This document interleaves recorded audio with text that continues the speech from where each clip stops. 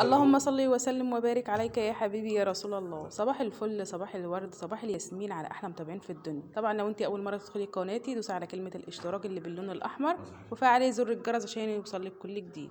طبعا زي ما انتم شايفين كده انا قدامي ملوخيه، انا مقطفه الملوخيه دي. انا هعمل ملوخيه خضراء وهوريكم طبعا طريقه الملوخيه وتفريزها ازاي.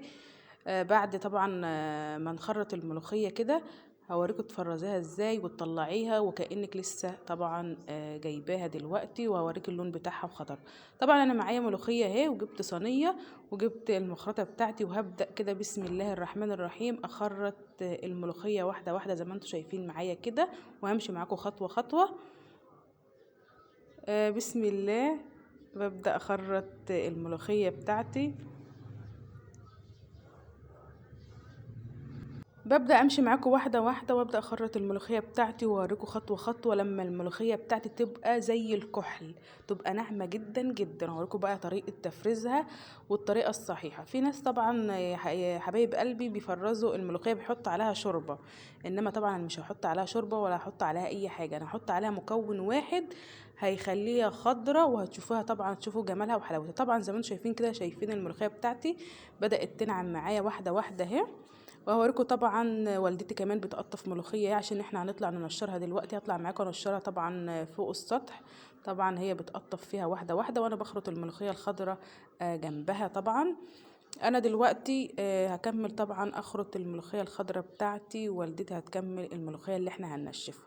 ببدأ بسم الله كده اكمل زي ما انتم شايفين كده، شايفين ببدأ معاها واحده واحده لما تنعم معايا زي ما انت عايزه. بقى شوفي انت عايزه تنعميها ازاي، او الدرجه اللي انت عايزاها وتسيبيها زي ما انت عايزاها كده. شايفين لسه طبعا ما نعمتش معايا، لسه طبعا هديها كمان فرمه واتنين وتلاته لما تنعم معايا. بوريكم كل حاجه واحده واحده. هسيبها كده طبعا وهطلع طبعا انشر معاكم الملوخيه اللي احنا هننشفها كده. انا طلعت فوق السطح وجبت صينيه وجبت الملوخيه بتاعتنا، وهتبدا طبعا والدتي زي ما انتم شايفين كده تفرد الملوخيه. شايفين نبدأ كده نفردها على الصينية عشان تنشف، وبعد ما تنشف طبعا نفرمها. عايزة بقى تفرميها في الكبة تفرميها على ايدك، تفرميها زي ما انت حابة بقى، كل واحد على حسب ذوقه وعلى حسب حريته. احنا كده فردنا الملوخية في الشمس. هنزل بقى اكمل الملوخية الخضراء بتاعتي وهوريكم طبعا التكة اللي انا هعملها في الملوخية الخضراء وازاي هفرزها وازاي هتيجي تطلعيها من الفريزر تلاقيها خضراء كأنك لسه شارياها دلوقتي. زي ما انتم شايفين كده دي الدرجة اللي انا عايزاها او الفرم اللي انا عايزاه. شايفين نعمت معايا ازاي؟ حاجة كده بسم الله ما شاء الله، حاجة عسل.